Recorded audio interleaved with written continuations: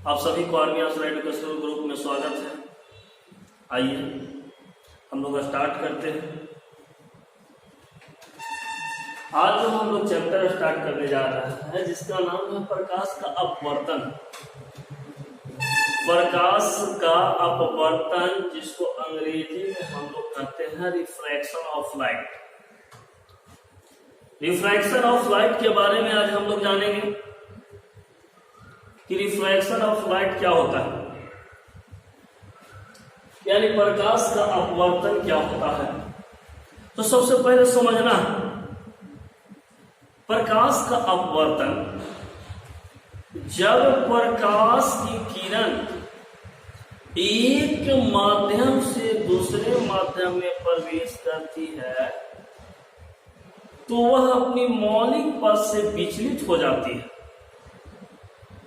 इस घटना को ही प्रकाश का अपवर्तन कहा जाता है।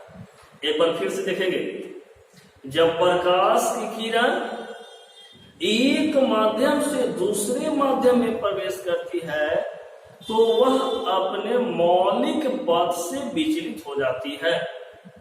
इस घटना को ही प्रकाश का अपवर्तन कहा जाता है। इस घटना को ही प्रकाश का अपवर्तन कहा जाता है कि जब प्रकाश की किरण एक माध्यम से दूसरे माध्यम में प्रवेश करती है तो वह अपने मौलिक पथ से विचलित हो जाती है। इस घटना को ही प्रकाश का अपवर्तन कहते हैं। क्यों अपने मौलिक पथ से विचलित हो जाती है? क्योंकि जब प्रकाश की किरण एक माध्यम से दूसरे माध्यम में जाती है या प्रवेश करती है तो वेग बदल जाता है और वेग बदलने के कारण अपने मौलिक पथ से विचलित हो जाती है। इस घटना को ही दोस्तों प्रकाश का क्या कहते हैं? अपवर्तन। तो चलिए कॉपी और कलम लेकर हम लोग स्टार्ट करेंगे। सबसे पहले देखेंगे प्रकाश का अपवर्तन लिखेंगे।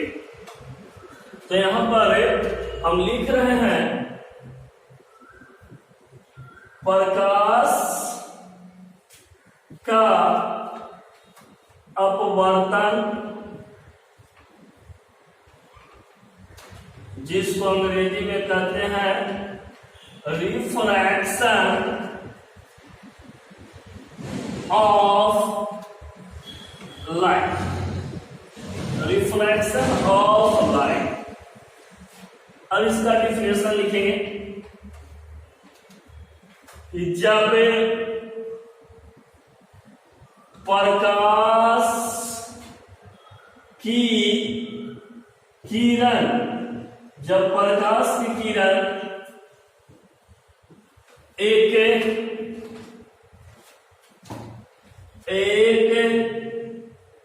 माध्यम से दूसरे माध्यम में प्रवेश करती है तो यह अपने मौलिक पथ से विचलित हो जाती है।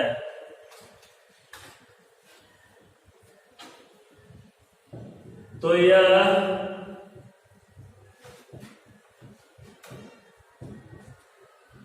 मौलिक पथ से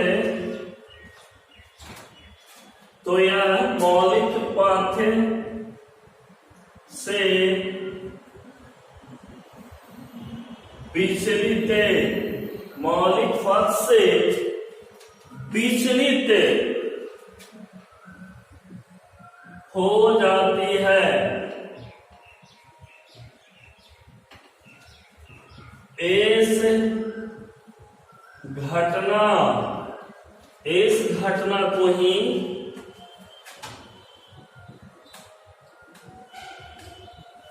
प्रकाश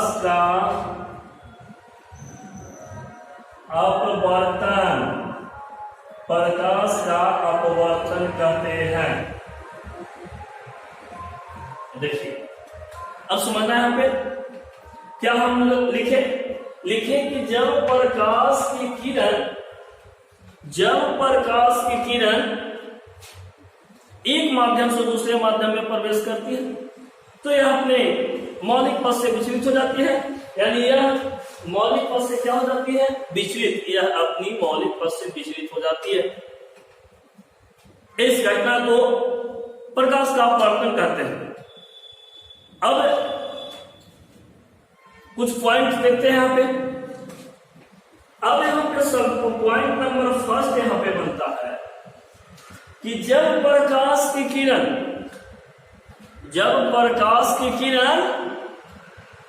विरल माध्यम से सघन माध्यम में प्रवेश करती है तो वह अभिलंब की ओर मुड़ जाती है। देखते हैं हम लोग, जब प्रकाश की किरण विरल माध्यम से सघन माध्यम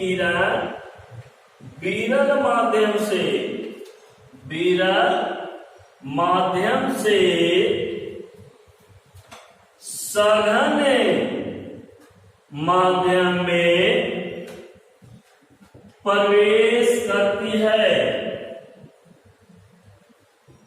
तो वह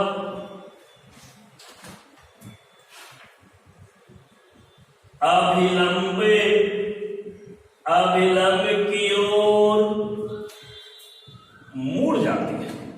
समझना बहुत जरूरी है कि जब प्रकाश की किरण विरल माध्यम से सघन माध्यम में प्रवेश करती है तो वह अभिलंब की ओर मुड़ जाती है। अब यहाँ पे सवाल उठ रहा है, सबसे पहले दोस्तों यहाँ पे समझेंगे विरल माध्यम क्या है। बहुतों के मन में चल रहा होगा कि विरल क्या है, सघन क्या है। अगर दोनों माध्यम के अगर हम लोग तुलनात्मक अध्ययन करते हैं तो जैसे मान लिया कि हम ले लेते हैं वायु और मान लिया कि हम ले लेते हैं पानी या कांच, कुछ भी ले सकते हैं। तो वायु का अपवर्तनांक कम है तो जिस माध्यम का अपवर्तनांक कम होता है उसको हम लोग विरल माध्यम कहते हैं। और इस माध्यम की अपेक्षा जैसे कांच लेंगे उसका अपवर्तनांक क्या रहेगा, अधिक है, तो उसको हम लोग क्या कहेंगे, सघन माध्यम। तो विरल और सघन माध्यम का आप कंसेप्ट क्लियर कीजिए, कंसेप्ट सीधे समझिएगा। जिसका अपवर्तनांक कम होगा उसको कौन माध्यम कहेंगे, उसको विरल माध्यम कहेंगे। जिसका अपवर्तनांक अधिक होगा उसको कौन माध्यम कहेंगे, सघन माध्यम कहेंगे। दोनों माध्यम को हम लोग तुलनात्मक अध्ययन करेंगे। तो क्या कर रही है प्रकाश कि जब प्रकाश की किरण विरल माध्यम से सघन माध्यम में प्रवेश करती है, विरल माध्यम से सघन माध्यम में प्रवेश करती है तो वह अभिलंब की ओर मुड़ जाती है। किधर मुड़ जाती है, अभिलंब की ओर मुड़ जाती है। समझे, हम लोग फिगर से एक छोटा सा फिगर हम बनाते हैं। यहाँ पे देखिए एक छोटा सा हम फिगर बना रहे हैं। अब देखिए ये सतह जो है यहाँ से ऊपर जो हो गया, मान लिए कि ये विरल माध्यम है और नीचे मान लिए सघन माध्यम है। अब यहाँ पे हम अभिलंब खींच दिए हैं। अब कंसेप्ट क्लियर हुआ होगा विरल का। अब ये मान लिया कि ये विरल है, ये मान लिया कि सघन माध्यम है, ये विरल ये सघन। क्या कह रहा है भाई कि जब प्रकाश की किरण कहां से, विरल माध्यम से, कहां से, विरल माध्यम से कहां जाती है, सघन माध्यम में, तो किधर आ जाती है, ये अभिलंब है, अभिलंब की ओर मुड़ जाती है। जैसे देखिए जब प्रकाश की किरण, ये देखिए ये प्रकाश की किरण चल दिया भाई, जाना चाहिए था, ये देखिए ये, लेकिन एक माध्यम से दूसरे माध्यम में जाती है प्रकाश, तब वेग क्या होता है, बदलता है नहीं, जिसके कारण अपने पथ से क्या हो जाती है, विचलित हो जाती है। तो लेकिन देखिए विरल से सघन में प्रवेश करती है तो अभिलंब की ओर मुड़ जाती है। अभिलंब कहाँ है, यहाँ पे है, तो प्रकाश नहीं जाकर प्रकाश इस प्रकार अभिलंब की ओर मुड़ जाती है। ये कंसेप्ट है कि जब पॉइंट यही है कि जब प्रकाश की किरण विरल माध्यम से सघन माध्यम में प्रवेश करती है तो वह विलंब की ओर मुड़ जाती है। जैसे देखिए विरल से सघन में जा रही है, विरल से कहा भाई सघन में, ये देखिए अपना रास्ता खुद चेंज, यानी डायरेक्शन चेंज। यही तो है प्रकाश का अपवर्तन। प्रकाश का अपवर्तन है क्या? यही है कि जब प्रकाश की किरण विरल से सघन माध्यम में जाती है तो अविलंब की ओर मुड़ जाती है। यही घटना प्रकाश का क्या कहलाता? अपवर्तन। तो पहला पॉइंट हम लोग को क्लियर हुआ कि जब प्रकाश की किरण कहां से विरल माध्यम से सघन माध्यम में प्रवेश करती है, विरल माध्यम से सघन माध्यम में प्रवेश करती है तो वह विलंब की ओर मुड़ जाती है। Concept clear? आप लोग कॉपी पे नोट कर लीजिएगा, वीडियो को रोक रोक कर नोट कीजिएगा। अब हम लोग पॉइंट क्या देखते हैं भाई? पॉइंट हम लोग सेकेंड देखते हैं। सेकेंड पॉइंट क्या है?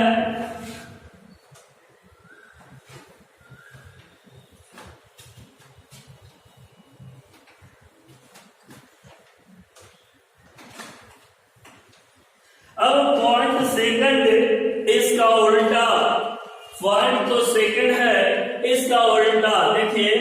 अब पॉइंट हम लोग अगला कि जब प्रकाश की किरण, जब प्रकाश की किरण उल्टा, पहले हम लोग पढ़ रहे थे कि विरल से सघन में, अब हम लोग देखते हैं कहा सघन से विरल में।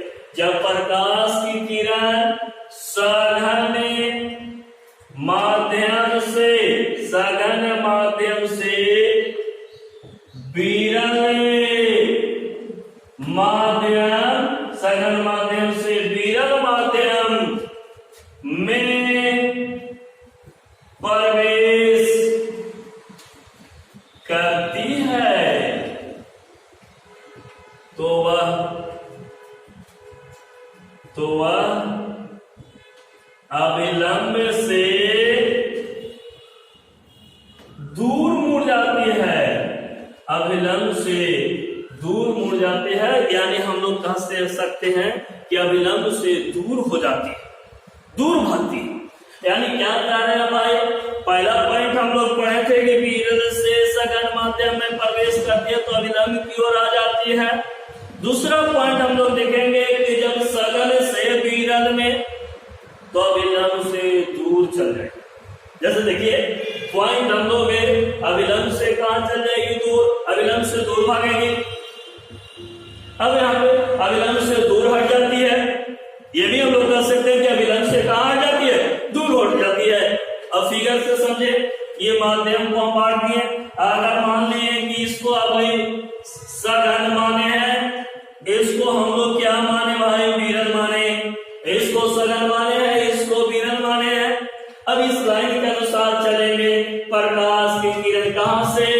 तो सघन माध्यम से। प्रकाश की किरण कहां से? सघन माध्यम से। तो देखिए प्रकाश की किरण चल दिया भाई, ये जो है सघन माध्यम है, ये प्रकाश की किरण चला। अब देखो उस समय हम लोग क्या पढ़ रहे थे कि जब विरल से सघन अविलंब की ओर, लेकिन सघन से विरल अविलंब से दूर हटेगा। यानी यहाँ पे अविलंब है तो ये हम लोग कह दिए दूर हट गई। तो हम लोग अभी तक दो कंसेप्ट समझे। कंसेप्ट फर्स्ट कि जब प्रकाश की किरण विरल से सघन में तो विरल से सघन अविलंब की ओर, अगर सघन से विरल अविलंब से दूर हटेगी। ये माइंड में हम लोग सेट कर लो दोस्तों, ये माइंड में आप लोग सेट कीजिए, इसका आगे काम है।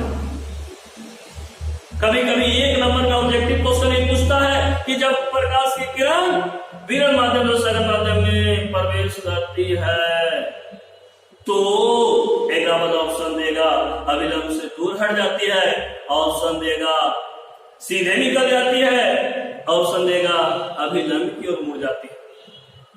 इस प्रकार देगा।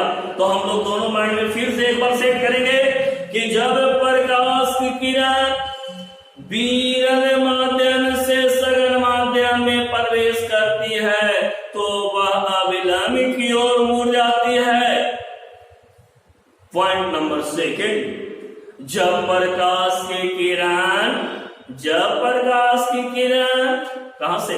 सघन से विरल माध्यम में प्रवेश करती है तो अविलंब से दूर हटती है। सघन से विरल माध्यम में प्रवेश करती है तो अविलंब से दूर नहीं, विरल से सघन का विलंब की ओर, सघन से विरल तो विलंब से दूर हटती है। ये कंसेप्ट रहा। अब हम आप लोग से आगे देखते हैं प्रकाश के अपवर्तन के नियम। प्रकाश के अपवर्तन के नियम देखते हैं। प्रकाश के अपवर्तन के नियम। प्रकाश के अपवर्तन, प्रकाश के अपवर्तन के नियम, प्रकाश के अपवर्तन के नियम। इंग्लिश की जान लो, laws of refraction of light.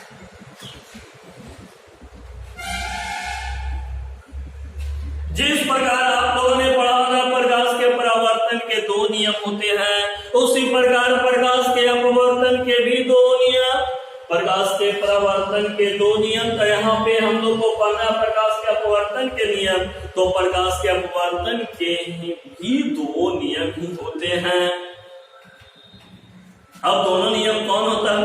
सबसे पहले यहाँ पे समझिए, अभी आप लोग पढ़े हैं कि जब प्रकाश की किरण अगर मान लिया कि विरल से, ये देखिए प्रकाश की किरण अगर मान लिया कि विरल से अगर मान लिया सघन में जाती है तो अविलंब की ओर मुड़ जाती है।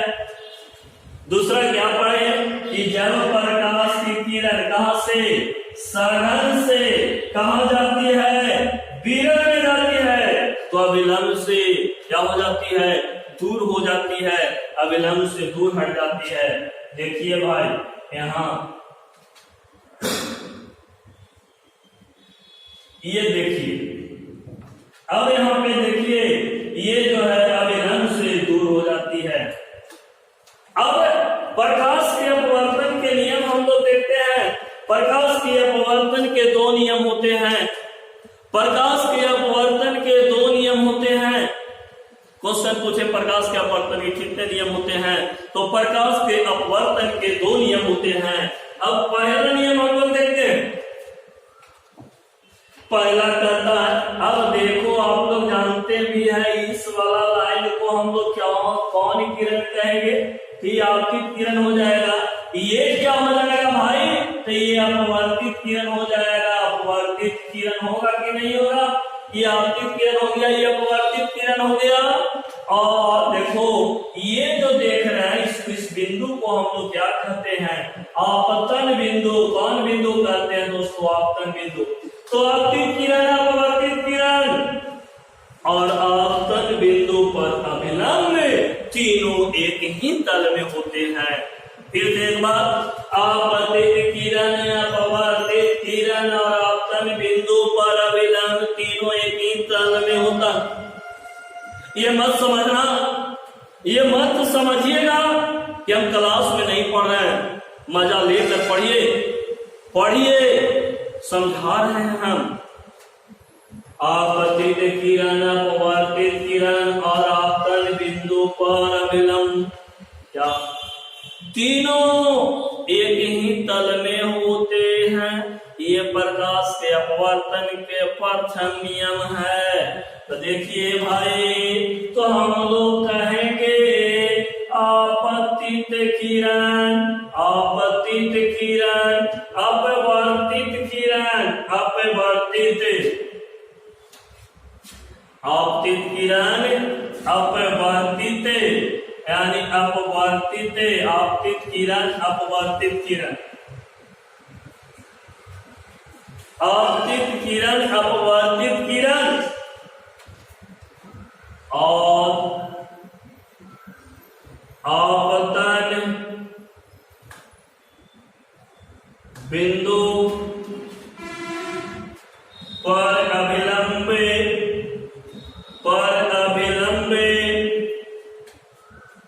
तीनों एक ही तल में होते हैं, तीनों एक ही तल में होते हैं। पहला नियम हम लोग क्या पढ़े कि आपतित किरण, अपवर्तित किरण और आपतन बिंदु पर अभिलंब तीनों एक ही तल में होता है। यानी कहने का मतलब ये देख रहे हैं, ये आपतित किरण, ये अपवर्तित किरण और आपतन बिंदु पर एक खींचा गया विलंब, आपतन बिंदु पर डाला गया विलंब, कुछ भी बोल सकते हैं, तीनों एक ही तल में होते हैं। ये प्रकाश के अपवर्तन के प्रथम नियम है। बहुत बार क्वेश्चन पूछ चुका है कि प्रकाश के अपवर्तन के नियम को लिखे, तो लिखना है प्रकाश के अपवर्तन के दो नियम होता है। पहला हम लोग कह सकते हैं आपतित किरण, अपवर्तित किरण और आपतन बिंदु से खींचा गया विलंब तीनों एक ही तल में, तीनों एक ही तल में होते हैं। अब दूसरा समझना, अब बताओ आपतित किरण और अभिलंब के बीच के कोण को क्या कहते हैं? क्या कहते हैं बताए थे तब जब प्रकाश के अपवर्तन पढ़ा रहे थे तब कि आपतित किरण और अभिलंब के बीच के कोण को क्या कहते हैं। तो इसके बीच के कोण को हम लोग क्या कहते हैं भाई? तो हम बताए थे कि इसको हम लोग आपतन कोण कहते हैं। याद आ रहा है? आपतित किरण और अभिलंब के बीच के कोण को कौन कौन कहते हैं? आपतन कोण। लेकिन यहां में देखिए, ये देखिए, ये अभिलंब है, अपवर्तित किरण, अपवर्तित किरण और अभिलंब के बीच के कोण को क्या कहते हैं? अपवर्तित किरण और अभिलंब के बीच के कोण को क्या कहते हैं? तो इसको हम लोग अपवर्तन कोण कहते हैं। कौन कोण कहते हैं? ये अपवर्तन कोण हो गया। अब समझिए, तो यहाँ पर ये भी जो हो जाएगा आपतन कोण हो जाएगा, ये भी हो जाएगा आपतन कोण, और ये जो हो गया इसको हम लोग अपवर्तन कोण हम लोग। अब समझिए कितना मने मन लड्डू फोड़ रहे होंगे क्या भाई? केस में तो होगा आपतन कोण बराबर अपवर्तन कोण। अरे कहां बराबर हो रहा है? जब विरल से सरल में जा रही है तो यह मिलन की होती है तो छोटा हो गया अपवर्तन कोण। यहां जब देखो, जब प्रकाश की किरण का सरल से विरल में यह विलंब से दूर हट गया तो इस दशा में आपतन कोण से अधिक अपवर्तन। तो ये कभी नहीं सोचना कि आपतन कोण अपवर्तन कोण के कभी बराबर नहीं होता। आप लोग को एक नंबर में दे देगा, आपतन कोण बराबर होता है, आपतन कोण बराबर होता है, ऑप्शन ए में डालने रहेगा अपवर्तन कोण के, ऑप्शन बी में डालेगा परावर्तन कोण के। तो अपवर्तन कोण के बराबर नहीं होता है, परावर्तन कोण के बराबर होता है आपतन कोण। तो ये कभी नहीं समझिए कहां बराबर हो रहा है। ये देखो, ये आपतन कोण है, इसमें दोस्त है, इसमें कोण छोटा पड़ गया इसके अपेक्षा। इसमें देखो आपतन कोण से यह अपवर्तन कोण क्या हो गया है? बड़ा हो गया। तो ये नहीं कि ये कह देना कि आपतन कोण अपवर्तन कोण के बराबर नहीं होता, तब क्या होगा? तो दूसरा समझो, आपतन कोण की जया, आपतन कोण की जया, कौन कोण की जया? आपतन कोण की जया और अपवर्तन कोण की जया, आपतन कोण की जया और अपवर्तन कोण की जया के अनुपात एक नियतांक होते हैं। हम लोग कह सकते हैं कि आपतन कोण की जया और अपवर्तन कोण की जया के अनुपात क्या होते हैं? नियतांक। यानी हम लोग दूसरा सीधे एकदम सिंपल शब्दों में बता रहे हैं, कोई ज्यादा नहीं, झाड़ झपेट नहीं। कंसेप्ट समझो, कंसेप्ट। अगर कंसेप्ट समझ में आ गया तो फिजिक्स बहुत आसान लगेगा दोस्तों। समझिए तो हमारे साथ चलिए। तो हम लोग कर सकते हैं और साथ तो चलना ही है, लेकिन आगे भी बढ़ाना है। अगर पसंद आता है तो अभी अभी अभी इस चैनल को सब्सक्राइब करें, अभी सब्सक्राइब करें, लाइक करें और शेयर बाद में करना दोस्तों। अभी सब्सक्राइब लाइक करें। तो देखिए दूसरा हम लोग काम पढ़ रहे हैं, आपतन कौन की जाया, आपतन कौन की जाया, आपतन कौन की जाया। जाया का मतलब क्या होता है? जाया को अंग्रेजी में साइन कहते हैं। जाया को अंग्रेजी में क्या कहते हैं? साइन कहते हैं। आपतन कौन की जाया और अपवर्तन कोण की जाया, अपवर्तन कोण की जाया के अनुपात एक नियतांक होता है। हम लोग कह सकते हैं आपतन कोण की जाया और अपवर्तन कोण की जाया ये क्या होता है? नियतांक को एक नियतांक होता है। समझिए आपतन कोण की जाया, जाया कौन कोण? आपतन कोण। यहाँ पे आपतन कोण क्या लिए है? आई। किसका जाया? आपतन कोण की यानी जाया। तो हम लोग लगाएंगे साइन। क्या लगाएंगे? साइन। आपतन कोण क्या है? आई है। आपतन कोण की जाया साइन है।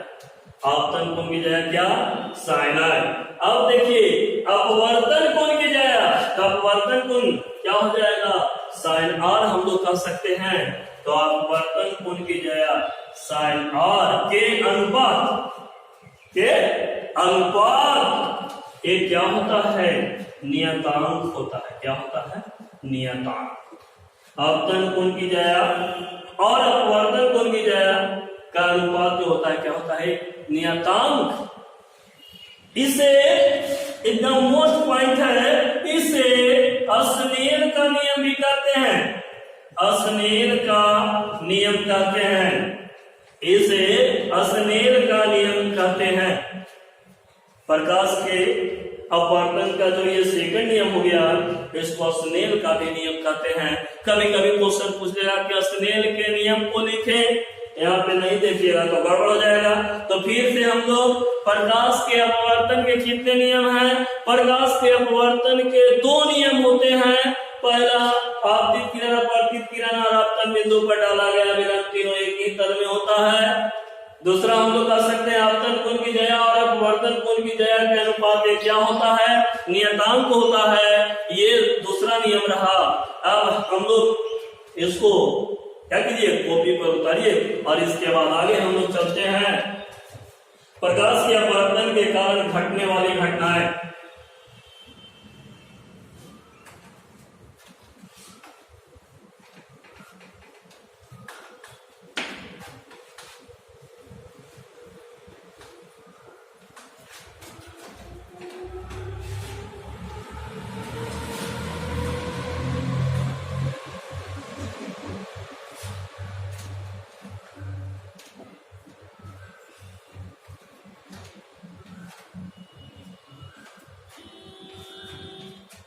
प्रकाश के अपवर्तन के कारण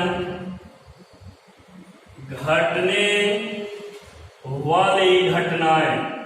अब समझना है, एक आध नंबर का क्वेश्चन यहां से बन जाता है आपका कि प्रकाश के अपवर्तन के कारण घटने वाली घटनाएं। प्रकाश के अपवर्तन के कारण घटने वाली घटनाएं।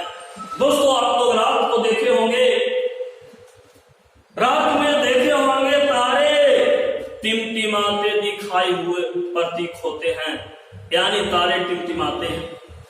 क्यों टिमटिमाते हैं?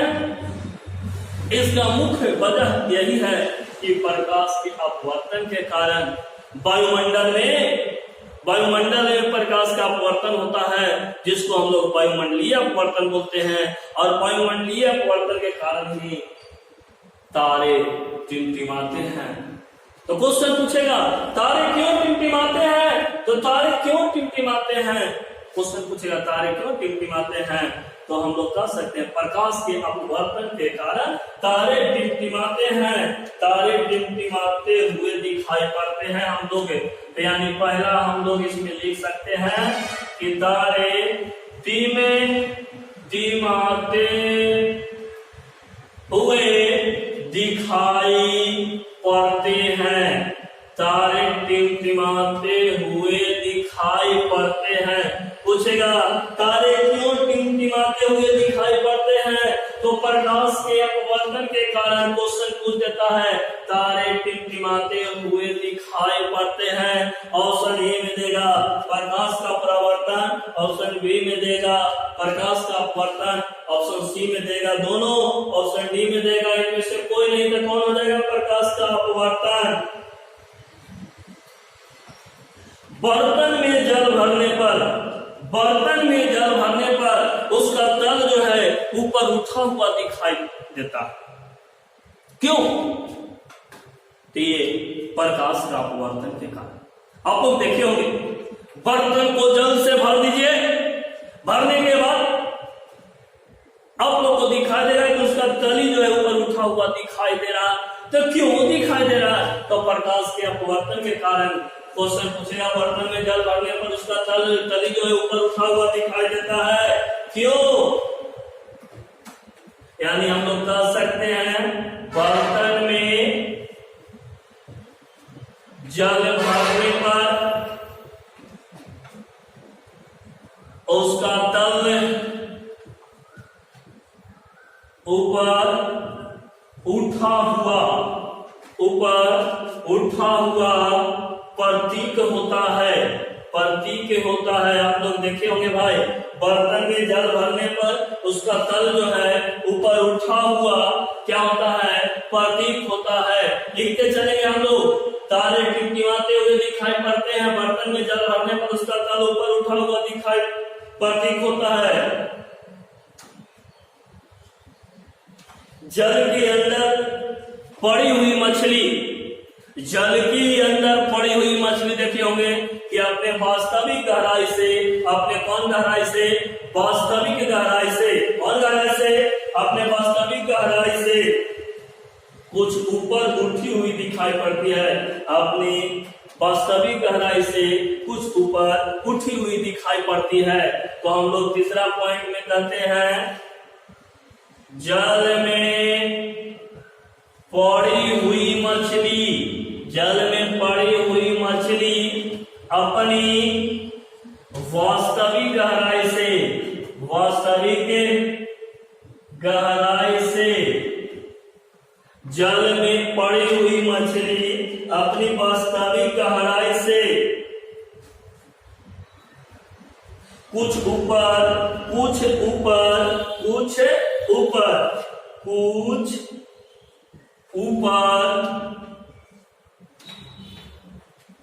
उठी हुई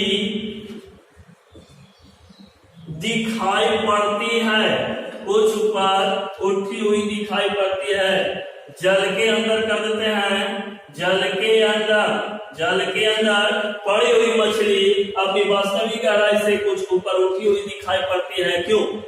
ये सब कुछ घटना है जो प्रकाश के अपवर्तन के कारण क्वेश्चन पूछ सकता है तारे क्यों टिमटिमाते हैं? प्रकाश के अपवर्तन के कारण बर्तन में जल भरने पर उसका तल क्यों ऊपर उठाई दिखाई देता है? प्रकाश के अपवर्तन के कारण जल के अंदर पड़ी हुई मछली अपनी वास्तविक गहराई से कुछ ऊपर उठी हुई दिखाई पड़ती है। क्यों दिखाई पड़ती है? प्रकाश के अपवर्तन के कारण। आज हम लोग यहीं पे स्टॉप रहेंगे, फिर अगला दिन इसके बाद हम लोग चलेंगे। तो जितना ज्यादा से ज्यादा आप इस चैनल को क्या कीजिए, आप लोग सहयोग कीजिए, शेयर कीजिए, लाइक कीजिए और सब्सक्राइब तो जरूर कीजिए। ठीक है, थैंक यू।